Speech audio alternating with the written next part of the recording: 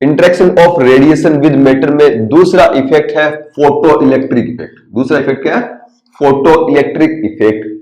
ये photo electric effect एक all और नन फिनोमिना होता है। क्या होता है इसमें? ऑल और नन फिनोमिना होता है। इसके अंदर जो आने वाला लाइट फोटोन है वो या तो इलेक्ट्रॉन को अपनी कंप्लीटली पूरी एनर्जी देगा या बिल्कुल भी एनर्जी नहीं देगा, या बिल्कुल भी एनर्जी क्या होगा?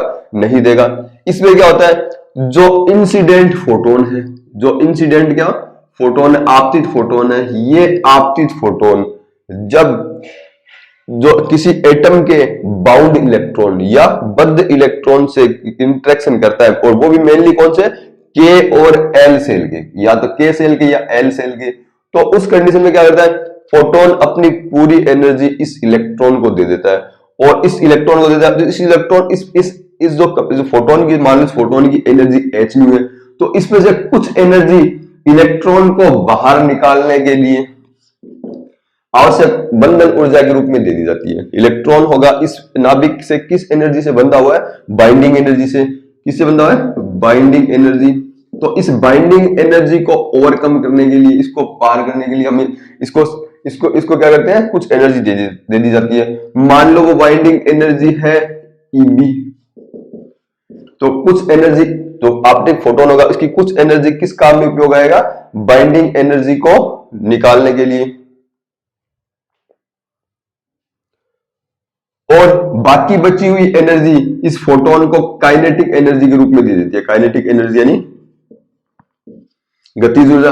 तो काइनेटिक एनर्जी कितनी रह गई? आपतित फोटोन की एनर्जी h न्यू थी माइनस Eb इसकी बाइंडिंग एनर्जी।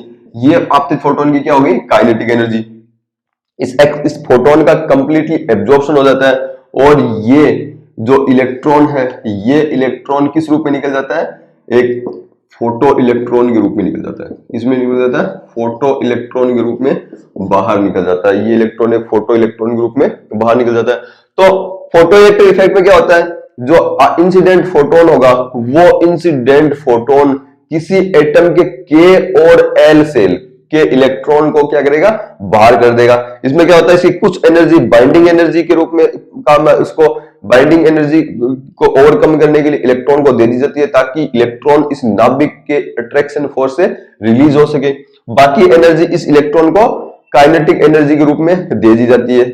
इस अवस्था में जब इलेक्ट्रॉन यहां से निकल जाता है, बाहर निकल जाएगा, तो इसे हम फोटो इलेक्ट्रॉन कहेंगे। इसकी जगह एक वैकेंसी क्रिएट हो जाती है। इसकी जगह क्या हो जाती है? एक वैकेंसी क्रिएट हो जाती है, और इसे फिल करने के लिए आउटर ऑर्बिट के इलेक्ट्रॉन जो लो बाइंडिंग एनर्जी की अवस्था में होते हैं, वो अपनी जगह से यहां पर जंप करते हैं और इस वैकेंसी को फिल करते हैं। जिससे क्या होगा? जिससे इन दोनों ऑर्बिट की एनर्जी का डिफरेंस कैरेक्टरिस्टिक्स रेडिएशन के रूप में बाहर आएगा। कैरेक्टरिस्टिक्स रेडिएशन के रूप में क्या आएगा? बाहर आएगा। तो इस कंडीशन में ये एटम क्या होगा? आयोनाइज हो जाता है। ये एटम क्या हो जाता है? आयोनाइज हो जाता है। कैसे? एक इलेक्ट्रॉन बाहर निकल गया, तो इस एटम पर क्या हो गया? पॉजिटिव चार्ज आ गया। इस एटम पर क्या आ गया? पॉजिटिव चार्ज आ गया। प्लस इलेक्ट्रॉन बाहर निकल गया, तो क्या हो गया? साथ में एक नेगेटिव इलेक्ट्रॉन बन गया। यानी फोटो इलेक्ट्रिक इफेक्ट से एक आयन पेयर बनता है। क्या बनता है? एक आयन पेयर बनता है, जिसमें एक पॉजिटिव आयन और एक नेगेटिव आयन होता है। इसमें क्या होगा? कैरेक्टरिस्टिक्स एक्सरे रिलीज होती है। इस वैकेंसी को फिल करने के लिए ऑर्बिटल इलेक्ट्रॉन जंप करते हैं, तो दोनों ऑर्बिट की एनर्जी का डिफरेंस कैरेक्टरिस्टिक्स रेडिएशन के रूप में बाहर निकलता है। फोटो इलेक्ट्रिक इफेक्ट परमाणु क्रमांक Z की घात के 3 के समानुपाती होता है, तथा फोटोन की एनर्जी की तीसरी घात के व्युत्क्रमानुपाती होता है। तीसरी घात क्या होता है? व्युत्क्रमानुपाती होता है। इसका मतलब जैसे जैसे परमाणु क्रमांक Z आप बढ़ाओगे, फोटो इलेक्ट्रिक इफेक्ट क्या होगा? बढ़ेगा। जैसे जैसे क्या करोगे? जैसे जैसे आप परमाणु क्रमांक बढ़ाओगे, फोटो इलेक्ट्रिक इफेक्ट बढ़ेगा। यानी आपका सब्जेक्ट कॉन्ट्रास्ट क्या होगा? इंक्रीज होगा। सब्जेक्ट कॉन्ट्रास्ट क्या होगा? इंक्रीज होगा। मतलब हाई जेड मटेरियल होता है। फोटो इलेक्ट्रिक इफेक्ट का मतलब क्या होता है? फोटो इलेक्ट्रिक इफेक्ट का मतलब होता है कि इंसिडेंट फोटोन का कंप्लीटली एब्जॉर्प्शन होना। और आप जेड का माने परमाणु क्रमांक बढ़ाओगे तो इलेक्ट्रॉन का एब्जॉर्प्शन ज्यादा होगा। ज्यादा होगा तो आपका सब्जेक्ट कॉन्ट्रास्ट क्या होगा? इंप्रूव होगा। सब्जेक्ट कॉन्ट्रास्ट इंक्रीज होगा। सब्जेक्ट कॉन्ट्रास्ट बढ़ेगा। तो हायर जेड मटेरियल के साथ फोटो इलेक्ट्रिक इफेक्ट क्या होगा, ज्यादा होगा। हायर जेड मटेरियल के साथ फोटो इलेक्ट्रिक इफेक्ट क्या होगा, ज्यादा होगा। ये रेडियोथेरेपी में क्या होता है, ऑर्थो वोल्टेज पर एक एडवांटेज होता है। क्या होता है, जो ये रेडियोथेरेपी के अंदर इसका एक इंपॉर्टेंस होती है, क्या होती है कि जो फोटो इलेक्ट्रिक इफेक्ट जेड बढ़ने के साथ बढ़ता है, तो हम जब ऑर्थो वोल्टेज थेरेपी देते हैं, ऑर्थो वोल्टेज थेरेपी में क्या होते हैं, एक्सरेज के द्वारा पेशेंट को ट्रीट किया जाता है, उसके जो कार्सिनोमा या कैंसर वगैरह होते हैं उनको ट्रीट किया जाता है, रेडियोथेरेपी में दी जाती है। तो इस कंडीशन में क्या होता है, इस कंडीशन में जो बोन्स होती है और ये सॉफ्ट टिश्यू हो गए, ये क्या हो गए, बोन, ये सॉफ्ट टिश्यू, तो इन पर आप एक्सरे डालोगे तो बोन क्या होगा, बोन ज्यादा रेडिएशन एब्जॉर्ब करेगा, ज्यादा एक्सरे एब्जॉर्ब करेगी। क्यों, क्योंकि बोन के जो केमिकल कंपोजिशन होगा उसमें हाई जेड मटेरियल ज्यादा होते हैं बजाय सॉफ्ट टिश्यूज के।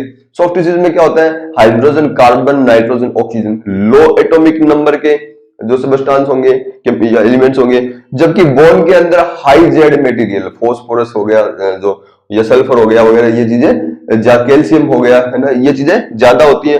तो बोन क्या करता है, बोन ज्यादा रेडिएशन एब्जॉर्ब करेगा, कौन से इफेक्ट से, फोटो इलेक्ट्रिक इफेक्ट से। इवन जो 6 टाइम जो ज्यादा रेडिएशन एब्जॉर्ब करता है। तो इसके लिए क्या करते हैं, हम बोन के एरिया को नेक्रोसिस से बचाने के लिए हम इसको शील्डिंग कर देते हैं, हम इसकी कर देते हैं शील्डिंग कर देते हैं, इसको शील्ड कर देते हैं ताकि कम रेडिएशन एब्जॉर्ब करे। इसके अलावा रेडियोलॉजी के अंदर देखें तो रेडियोलॉजी में बेरियम और आयोडीन कॉन्ट्रास्ट मीडिया ग्रुप में काम लेते हैं। क्या काम लेते हैं, बेरियम और आयोडीन। बेरियम का जो एटॉमिक नंबर होता है 56 होता है, आयोडीन का 53 होता है। ये हम इनको क्या करते हैं, इनको आर्टरीज या वेन या जो अपने डाइजेस्टिव सिस्टम के अंदर इनको हम इंट्रोड्यूस कर देते हैं। आयोडीन को तो इंट्रावीनस काम में लिया जाता है या ओरल भी काम में लिया जाता है, बेरियम को ओरल काम में लिया जाता है, एलिमेंट्री ट्रैक्ट की स्टडी के लिए काम में लिया जाता है।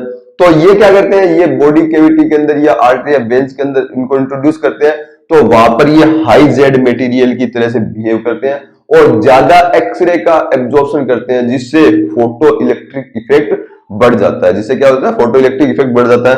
अतः इनको हम कॉन्ट्रास्ट मीडिया के रूप में काम में लेते हैं। किस रूप में काम लेते हैं, कॉन्ट्रास्ट मीडिया के रूप में काम में लेते हैं, क्योंकि ये हाई जेड मटेरियल होते हैं, ये बॉडी के अंदर जो सब्जेक्ट कॉन्ट्रास्ट को इंप्रूव करते हैं। ये क्या करते हैं, सब्जेक्ट कॉन्ट्रास्ट को इंप्रूव करते हैं। इसके अलावा हम फोटोन की एनर्जी बढ़ाते हैं, इसके अलावा हम फोटोन की एनर्जी को बढ़ाते हैं, तो उससे क्या होता है, फोटो इलेक्ट्रिक इफेक्ट घटता है। उससे क्या होता है, फोटो इलेक्ट्रिक इफेक्ट घटता है। और फोटो इलेक्ट्रिक इफेक्ट घटता है तो उससे क्या होगा, सब्जेक्ट कॉन्ट्रास्ट भी डिक्रीज होगा। सब्जेक्ट कॉन्ट्रास्ट क्या होगा, डिक्रीज, सब्जेक्ट कॉन्ट्रास्ट भी डिक्रीज होगा, सब्जेक्ट कॉन्ट्रास्ट कम होंगे। क्यों, इस अवस्था में क्या होता है, इस अवस्था में जैसे जैसे आप एनर्जी बढ़ाते हो तो वैसे वैसे जो इसके के और एल सेल के इलेक्ट्रॉन है वो फ्री इलेक्ट्रॉन की तरह से बिहेव करेंगे। के और एल सेल के इलेक्ट्रॉन क्या करेंगे, फ्री इलेक्ट्रॉन की तरह से बिहेव करेंगे। देखिए दो तरह के इलेक्ट्रॉन्स होते हैं, एक तो फ्री इलेक्ट्रॉन और दूसरा होता है बाउंड इलेक्ट्रॉन। दूसरा क्या होता है, बाउंड इलेक्ट्रॉन। अगर इंसिडेंट फोटोन की ऊर्जा लगभग आपके इलेक्ट्रॉन की ऊर्जा के बराबर हो तो वो इलेक्ट्रॉन क्या कहलाएगा, बाउंड इलेक्ट्रॉन कहलाएगा। क्यों, इस अवस्था में इस इलेक्ट्रॉन को इस अवस्था में इस फोटोन को, इस इलेक्ट्रॉन को निकालने के लिए ज्यादा मेहनत करनी पड़ेगी, यानी ये इलेक्ट्रॉन बाउंड इलेक्ट्रॉन की तरह से बिहेव करेगा, टाइटली। ये क्या होगा, अट्रैक्शन फोर्स से बंधा हुआ होगा। लेकिन अगर इस जो इंसिडेंट फोटोन है इसकी एनर्जी, इस जो इलेक्ट्रॉन है उसकी एनर्जी से बहुत ज्यादा हो, तो उस अवस्था के अंदर ये इलेक्ट्रॉन किस तरह से बिहेव करेगा, फ्री इलेक्ट्रॉन के रूप में। क्यों, क्योंकि इस फोटोन को इसे बाहर निकालने के लिए इसके पास बहुत ज्यादा एनर्जी है, इसको निकालने के लिए ज्यादा मेहनत नहीं करनी पड़ेगी। तो इस कंडीशन में तो जब एनर्जी बढ़ाते हो तो फोटो इलेक्ट्रिक इफेक्ट बढ़ता है। क्यों बढ़ता है, क्योंकि एनर्जी बढ़ने से ये इलेक्ट्रॉन क्या करेंगे, फ्री इलेक्ट्रॉन की तरह से बिहेव करेंगे, इनको इलेक्ट्रॉन निकालने के लिए ज्यादा मेहनत नहीं करनी पड़ेगी। तो इस अवस्था में फोटो इलेक्ट्रिक इफेक्ट घटता है। तो एनर्जी बढ़ाने पर फोटो इलेक्ट्रिक इफेक्ट घटता है। इसका ग्राफ किस तरह से आता है, इस तरह से ग्राफ आता है। लेकिन इसका एक्सेप्शन भी पाया जाता है। लेकिन क्या होता है, इसका एक्सेप्शन भी पाया जाता है। जैसे मैंने अभी आपको बेरियम और आयोडीन का कॉन्ट्रास्ट मीडिया बताया, इसका 56 था, 53 था। तो जैसे जैसे आप एनर्जी बढ़ाओगे, जैसे जैसे आप क्या करोगे, एनर्जी बढ़ाओगे, जैसे मैं बेरियम की कंडीशन, आयोडीन की कंडीशन में देखता हूं, जैसे जैसे आप बढ़ाओगे तो ये क्या होगा, फोटो इलेक्ट्रिक इफेक्ट क्या होगा, कम होगा, घटेगा। लेकिन एक ऐसी कंडीशन आएगी जिस कंडीशन के अंदर जो फोटोन की एनर्जी इसके के सेल इलेक्ट्रॉन की एनर्जी के लगभग बराबर या थोड़ी सी ज्यादा होगी। उस कंडीशन में क्या होगा, उस कंडीशन में फोटो इलेक्ट्रिक इफेक्ट एक पीक के रूप में होगा। उसमें क्या होगा, फोटो इलेक्ट्रिक इफेक्ट एक पीक के रूप में होगा। कैसे होगा, उस कंडीशन के अंदर जो फोटॉन्स है उन फोटॉन्स का ज्यादा एब्जॉर्प्शन होगा। क्यों होगा, क्योंकि फोटोन की एनर्जी इसके के सेल इलेक्ट्रॉन की एनर्जी से बराबर या थोड़ी सी ज्यादा हो गई। इस कंडीशन के अंदर इस फोटोन का कंप्लीटली ये इलेक्ट्रॉन एब्जॉर्प्शन कर लेंगे और इलेक्ट्रॉन बाहर निकलेगा, यानी फोटो इलेक्ट्रिक इफेक्ट एकदम से बढ़ता है और उसके बाद एनर्जी बढ़ने पर ये फोटो इलेक्ट्रिक इफेक्ट क्या होता है, घटता है।